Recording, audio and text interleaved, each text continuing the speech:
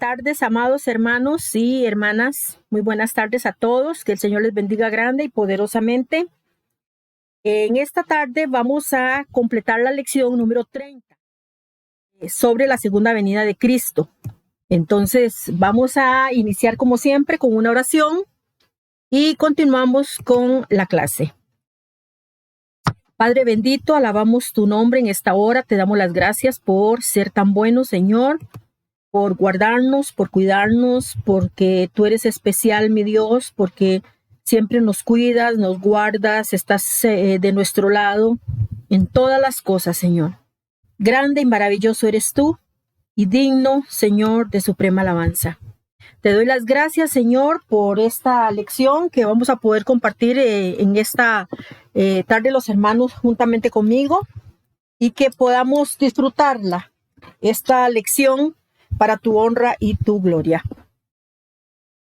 Te pido que dirijas todo lo que yo diga, todo lo que yo hable de esta lección, que sea, Señor, nada más lo que tú quieres que yo diga, no lo que yo quiero decir.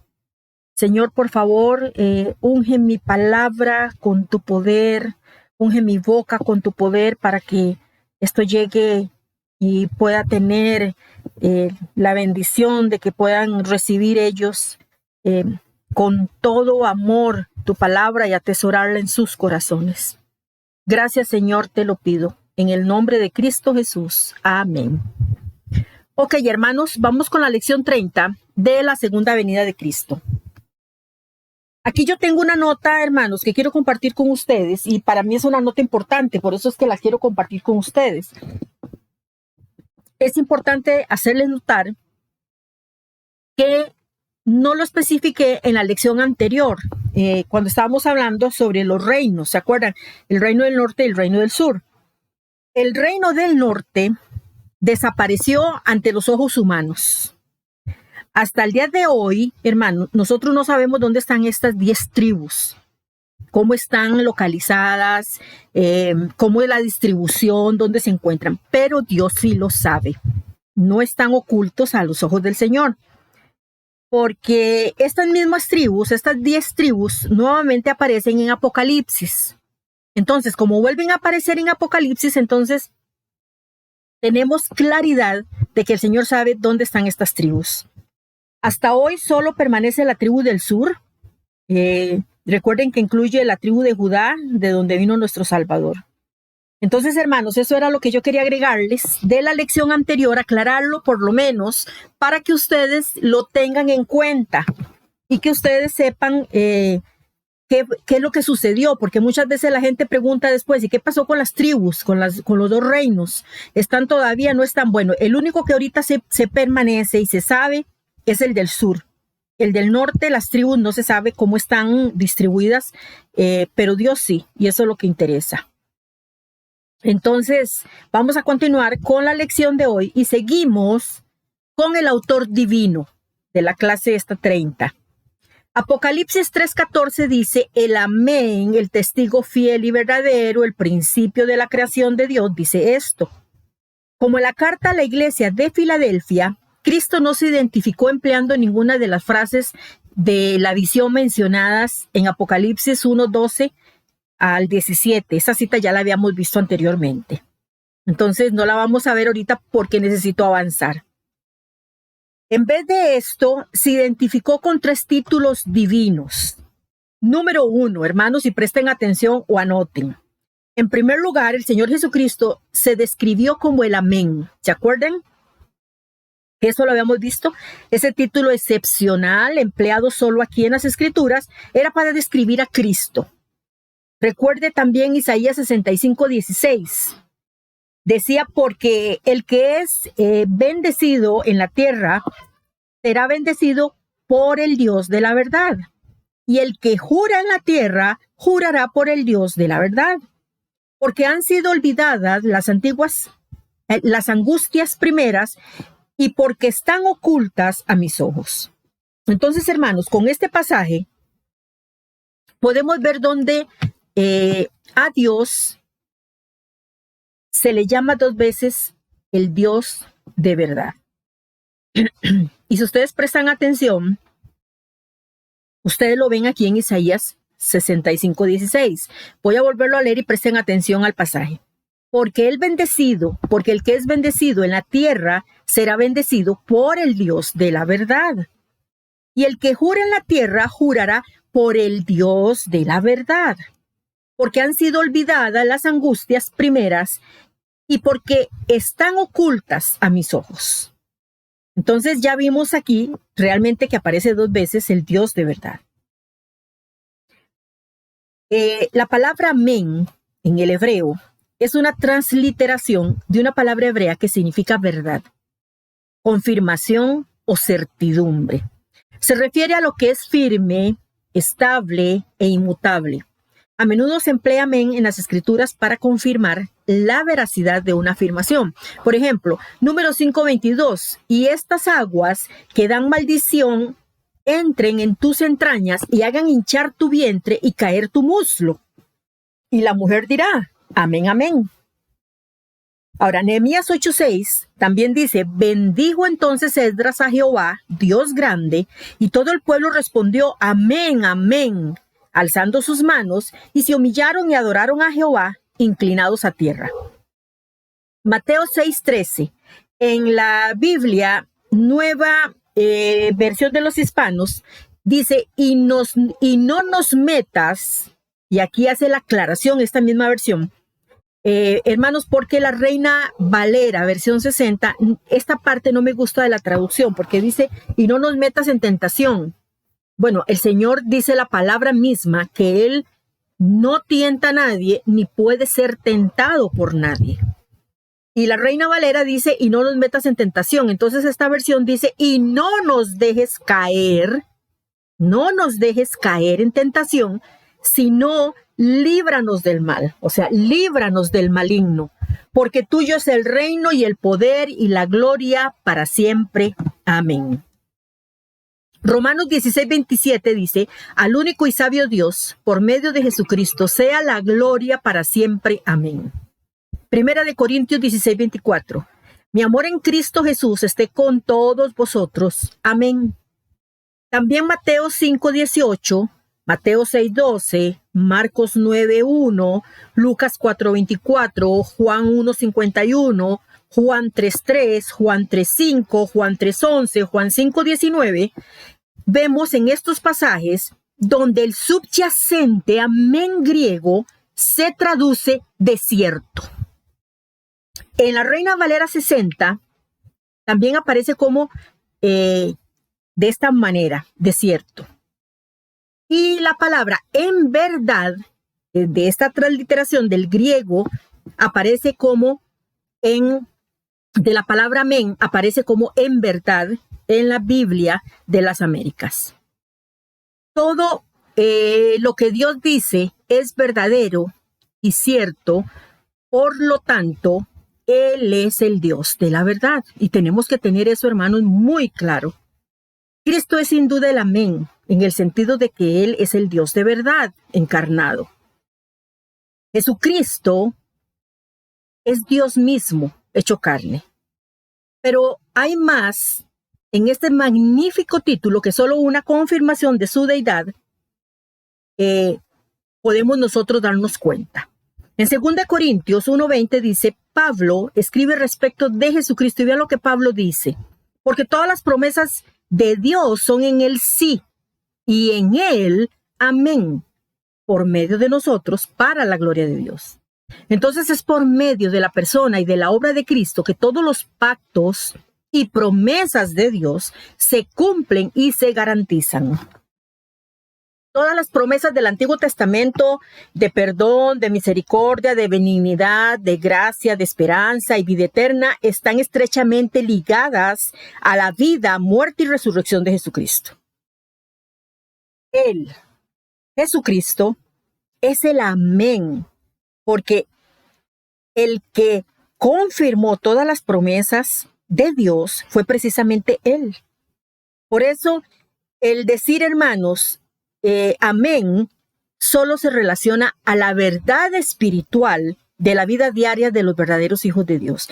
O sea, es decir, que cuando nosotros decimos amén, porque el amén es Cristo, estamos diciendo que es veraz. No es, hermanos, y eso tengámoslo claro, no es decir amén a todas las cosas que hablamos cuando damos aprobación. O sea, a veces la gente saluda y dice, hola, ¿cómo está? Muy bien, gracias. Bueno, amén, amén. No, hermanos, tengamos algo claro. Este amén está sujeto, intrínseco a Jesucristo nada más. Entonces no podemos estar diciendo amén por todo. ¿Cómo está? Muy bien, amén, amén. ¿Cómo le fue en tal cosa? Muy bien, amén, amén. Hermanos, tengamos claro que es para las cosas espirituales. Para Cristo. Cuando estamos leyendo la palabra y vemos que hay algo que se está hablando de Dios, que se está hablando de Jesucristo, que es una doctrina real, verdadera, que no está alterada. Hermanos, nosotros decimos amén. Gloria a Dios. ¿Por qué lo decimos? Porque lo que estamos diciendo es cierto. Dios es veraz, Cristo es veraz, Él es el amén de Dios. Y nos glorificamos juntamente con el Señor en alegría y en gozo. Por eso Pablo decía, si alguno va a gloriarse, gloríese en el Señor. O sea, bendito Señor, que nosotros nos podemos gozar de esa manera contigo. Entonces no es decir amén a todas las cosas. No es decir amén a todas las cosas. Y esto es muchas veces las personas cometen ese error de decir amén por todo. Y no es decir amén. Si es de un saludo, si es de nuestro diario vivir, pues se dará la respuesta que se tiene que dar, pero no lo sujetemos a un amén. Esto es una pésima enseñanza, hermanos. Esto es como la enseñanza de que la sangre de Cristo me cubre, y la sangre de Cristo aquí, la sangre de Cristo allá, cuando la sangre de Cristo solamente tuvo una función, y es para salvación y la sigue teniendo. Porque dice que la sangre de Jesucristo los limpia de todo pecado. O sea, esa es la función de esa sangre de Cristo. Entonces tenemos que tener mucho cuidado cómo estamos utilizando los términos, que realmente la palabra de Dios no lo dice, y estamos poniendo en la Biblia cosas que realmente ni siquiera Dios las dio por medio de su Espíritu a través de la inspiración del Señor. Entonces tenemos que tener mucho cuidado. Cristo también se identificó como el testigo fiel y verdadero. Este título aclara aún más el pensamiento que se expresa en el primer título.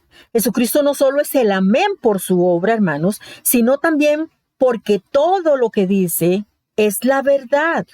Es absolutamente digno de confianza, perfectamente exacto, y su testimonio siempre es fidedigno. En Juan 14:6 dice Jesucristo de él mismo.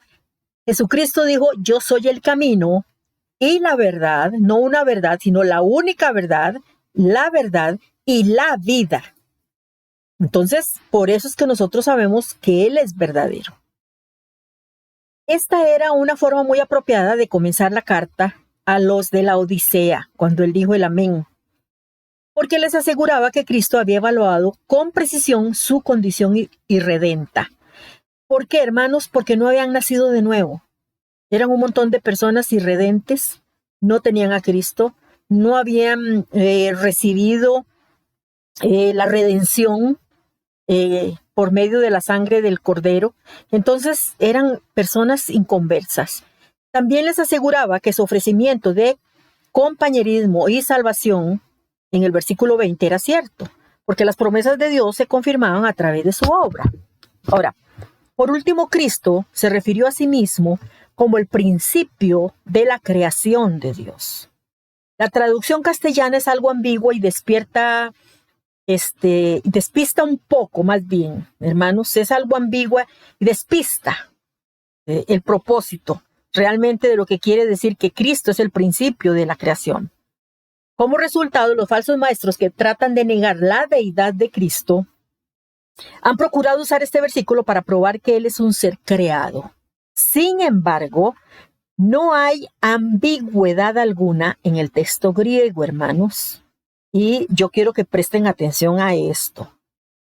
La palabra griega arche, principio, en griego no significa que Cristo sea la primera persona que Dios creó. Y esto es muy importante que ustedes lo tengan claro. Sino más bien significa que Cristo mismo es el origen de la creación. por medio de él. Ahora, Apocalipsis 22:13 dice, yo soy el alfa y el omega, el principio y el fin, el primero y el último. Todo se creó mediante su poder. Juan 1:3 dice, todas las cosas por él, por Cristo, fueron hechas, y sin él nada de lo que ha sido hecho fue hecho. Hebreos 1:2 dice, en estos postreros días nos ha hablado por el Hijo, a quien constituyó heredero de todo, y por quien asimismo hizo el universo. Esta carta a los laodicenses, hermanos, tiene mucho en común con la carta de Pablo a la iglesia de Colosas. Colosas no estaba lejos de la Odisea, eso ya lo habíamos visto, así que es probable que la misma herejía plagaba a los colosenses y se abrió paso en la Odisea. Y entonces vamos a compararlo con Colosenses 4:16 para que veamos que hay una comparación ahí. Cuando esta carta, dice Colosenses 4:16, cuando esta carta haya sido leída entre ustedes, hagan que también que se lea en la iglesia de los laodicenses y que la de la Odisea la lean también en ustedes. Esa herejía, una forma del incipiente gnosticismo, hermanos, porque desde esa época se daba, y acuérdese que gnosticismo viene de la palabra griega gnosis, o sea, conocimiento, enseñaba que Cristo era un ser creado. O sea, una herejía sumamente increíble. Una serie de emanaciones de Dios. Eso es lo que decían, que Cristo era creado y que había sido una serie de las emanaciones de Dios. Los que proponían esto también decían tener un conocimiento secreto y más espiritual que las simples palabras de la Biblia. Combatiendo esa herejía, Pablo escribió acerca de Cristo en Colosenses 1, del 15 al 17, Pablo escribe, voy a leer la versión Palabra de Dios para todos. Nadie puede ver a Dios, pero Cristo es Dios en forma visible. Él existe desde antes de la creación y es supremo Señor de toda ella. Con su poder creó todo lo que hay en el cielo y en la tierra, lo que se ve y lo que no se ve, ya sean ellos seres espirituales, poderes, autoridades o gobernantes. Todo ha sido creado por Él y para Él. Cristo existió antes que todas las cosas y todo el universo sigue su curso gracias a Él. Entonces, ustedes vuelvan a leer este pasaje de Colosenses 1, del 15 al 17. Primogénito en griego, ya lo habíamos visto en una oportunidad, es prototokos. Al iniciar nosotros estas clases, habíamos visto en griego esta palabra prototokos, que significa primogénito. Esta palabra no se limita solo al primero que ha nacido cronológicamente, sino que se refiere al supremo o preeminente, el que recibe el más alto honor. ¿Se acuerdan que esto yo se los había explicado a ustedes? Entonces comparémoslo con Salmos 89:27. Yo también le pondré por primogénito el más excelso de los reyes de la tierra. Veamos este mismo versículo en Palabra de Dios para todos, Salmos 89:27. Yo lo convertiré en mi hijo mayor y será el rey más grande de la tierra. Así que Cristo es la fuente, es el archi de la creación y la persona suprema, el prototokos, el supremo de todas las cosas, la persona suprema en ella. Esa terrible herejía que decían sobre la persona de Jesucristo, que era creado por Dios, al pensar que Él era creado, era la razón por la que la iglesia en la Odisea estaba espiritualmente muerta. Y vean qué increíble, hermanos, porque esta iglesia estaba tragándose y creyendo semejante herejía cuando si hubiesen ellos pensado que Jesús era Dios mismo hecho carne, no hubiesen tenido tanta confusión y hubiesen venido a los pies del Señor. Por eso esta iglesia estaba espiritualmente muerta, porque no creían en Cristo como Dios mismo, como el Hijo de Dios. No creían en este Dios encarnado. Su herética cristología había producido una iglesia no regenerada. La falsa enseñanza sobre Cristo, específicamente la negación de su deidad, es un sello de las sectas modernas también hoy en día, hermanos. Vamos a ver la iglesia.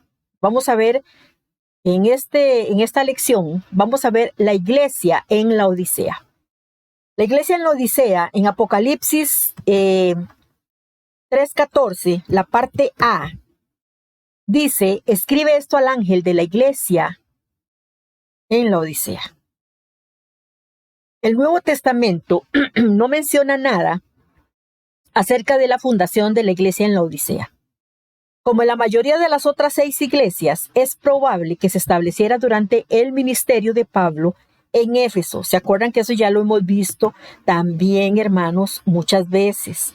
En el ministerio de Pablo salieron muchas, pero muchas iglesias que fueron puestas ahí o constituidas por el apóstol Pablo. Entonces, y hay otras que realmente también vimos que no. Hay otras que vimos que no eran como Pablo el que las había fundado, por decirlo de alguna forma. Pero otras iglesias sí. Entonces, sabemos que Pablo en ese ministerio es muy posible que también Pablo estableciera durante su ministerio. Así continuó durante 2 años de manera, ¿se acuerdan que ese pasaje de Hechos 19:10? Que así continuó durante 2 años de manera que todos los de la región de Asia, judíos o griegos, escucharon el mensaje del Señor. Yo sé que ustedes se acuerdan de eso, por eso es que se relacionaba con que Pablo podía haber fundado alguna iglesia, porque toda la gente de la región de Judea, de Asia, judíos o griegos, escucharon el mensaje. Ahora, con esto queremos decir que es posible que en este tiempo se estableciera. Pero hay un dato muy interesante. No la fundó Pablo, ya que cuando les escribió a los colosenses, algunos años después, aún no había visitado la Odisea. Entonces eso lo hace a uno pensar que Pablo no la pudo haber fundado, aunque piensen que la fundó.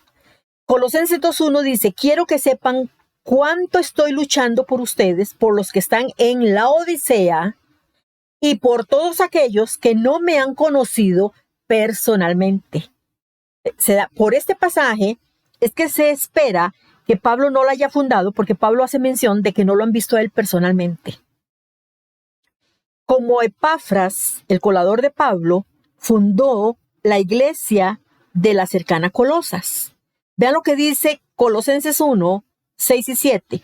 Dice que llegó hasta ustedes. Ese mensaje se está anunciando por todo el mundo y está dando una buena cosecha en todas partes. Lo mismo está sucediendo entre ustedes. El mensaje está creciendo entre todos desde el primer día en que oyeron las buenas noticias de Dios y entendieron la verdad sobre el generoso amor que Él tiene. Eso les enseñó, oigan bien, nuestro buen amigo y compañero Epafras, quien es el fiel servidor de Cristo para ayudarnos. Entonces, también Epafras pudo haber fundado la iglesia en la Odisea. Así como da a entender de que la fundó también la iglesia de Colosas, posiblemente también Epafras tuvo que ver algo con la iglesia de la Odisea. Algunos han sugerido también, hermanos, que Arquipo, el hijo de Filemón, era el pastor.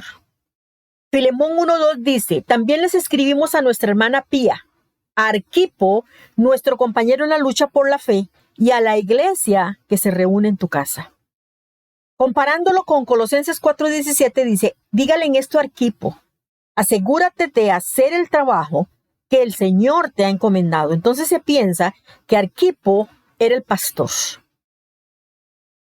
Se le atribuye más a Arquipo como pastor en la Odisea, ya que el libro de historia de la Constitución Apostólica del siglo IV menciona a Arquipo como el obispo en la Odisea.